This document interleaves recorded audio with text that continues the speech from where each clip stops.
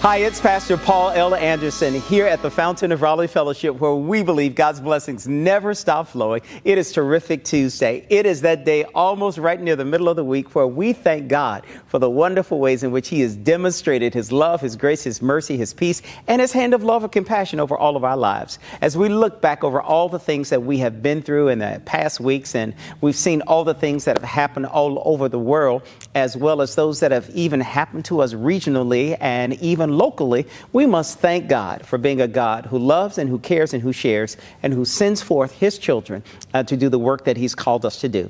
We must remind ourselves that God has placed us here to be His voice, a redemptive word to those that are around, and to convey His message of love and salvation and how God reaches out to include us all. In our text on today, out of 2 Kings, the 5th chapter, verses 1 through 14 from the New Living Translation, it becomes an illustration of us, how a song that I remember when I was a child, it always echoes in my mind whenever I read this passage. I grew up in my Baptist church in Charlotte, right at the corner of Keller Avenue and Senior Drive, a fellowship that was known as the University Park Baptist Church. It was there as a child. I remember singing in the Sunshine Band with Miss Mary Streeter, and then we sang in the junior choir with Brother Jackie Johnson and his brother Steve, and how we used to all sing together. And then when we used to sing this congregational hymn, Trust and Obey.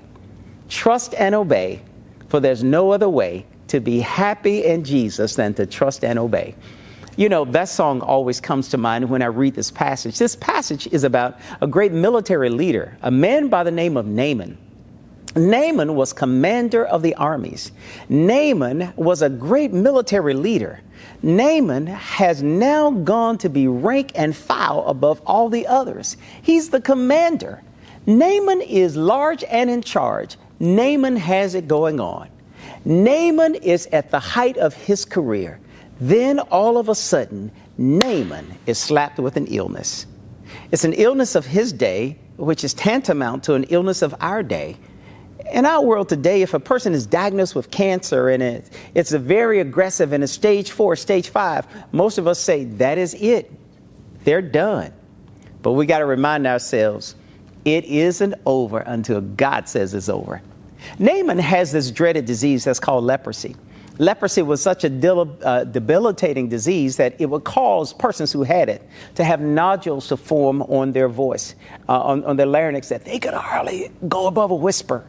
They would have all these other kind of tumors and things to happen. And unfortunately, it was very hideous. And persons who had leprosy, sometimes ears would fall off a nose and other appendages. They were bandaged. They were banished to a place that is known as a leper's colony. That meant they were away from everybody else.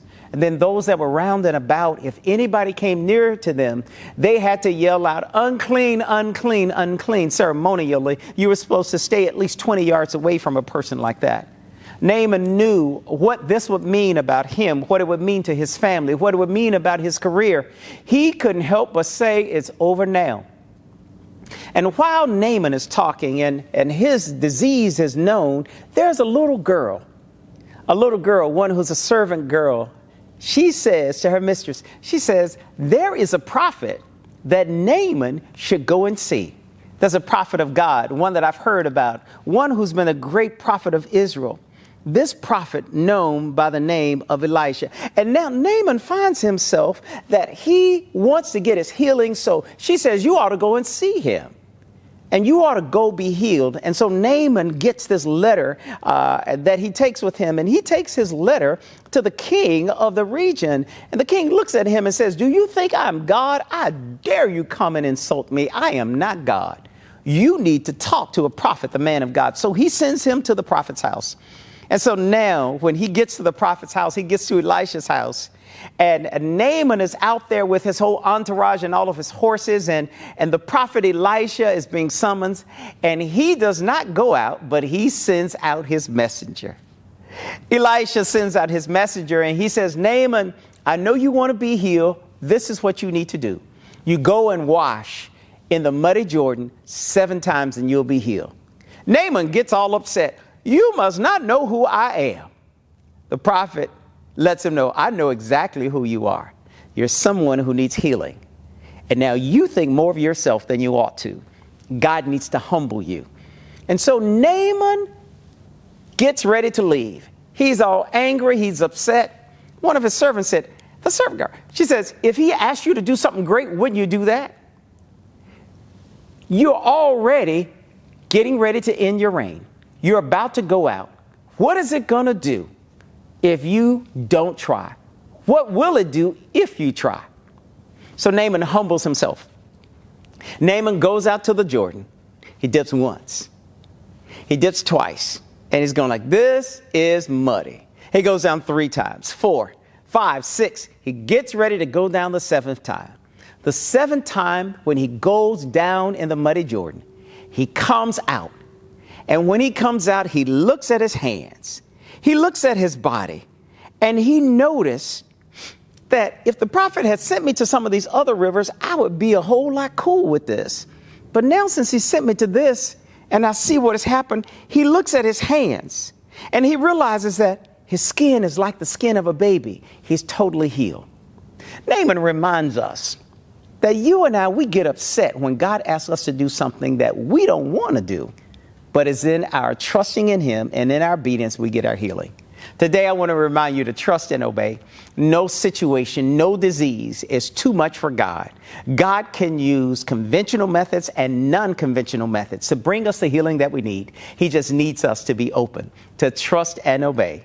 I want to remind you, my brothers and sisters, in this year of 2022, God has a blessing that's just in store for you. And I look forward to seeing you on tomorrow.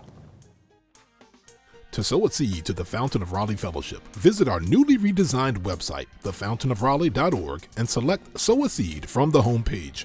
Also, giving has been made easier with the new Fountain of Raleigh app, available now in the Apple App Store and Google Play Store.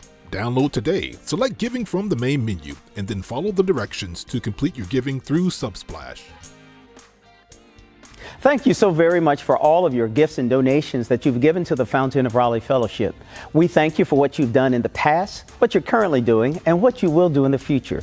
Your gifts and donations helps us to spread the gospel of Jesus Christ, not only locally, but throughout the world. Thank you again for your gifts, and may God continue to richly bless you. It is here at the Fountain that we believe that we are exceedingly and abundantly blessed, and may you receive those blessings that God has in store for you.